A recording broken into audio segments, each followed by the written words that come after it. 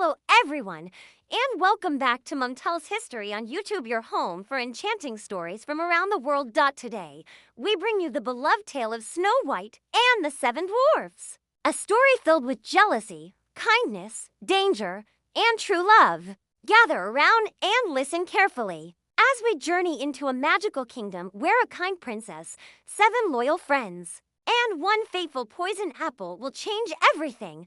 Once upon a time, in a faraway kingdom, there lived a gentle and kind princess named Snow White.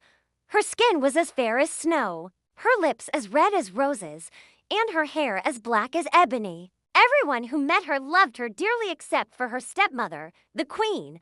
The queen was beautiful, but also proud and cruel. Each day she stood before her magic mirror and asked, "Mirror, mirror on the wall, who is the fairest of them all?" The mirror always replied, "You, my queen, are fair, but Snow White is the fairest of them all." Jealousy burned in the queen's heart. She ordered a huntsman to take Snow White deep into the forest and never let her return. But the huntsman took pity on the innocent girl. "Run, Snow White," he whispered. "Escape far away, for the queen wishes you harm."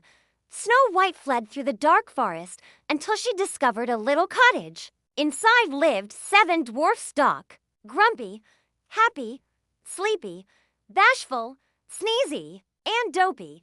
They welcomed her kindly, and Snow White's days became filled with laughter and song. Yet the queen soon learned that Snow White was still alive. Disguising herself as an old woman, she crafted a poison apple and set off for the cottage. "Sweet child," the queen croaked, "taste this red apple. It will bring you joy." Trusting and gentle, Snow White took a bite and fell into a deep, death-like sleep. The dwarfs wept bitterly and placed her in a glass coffin.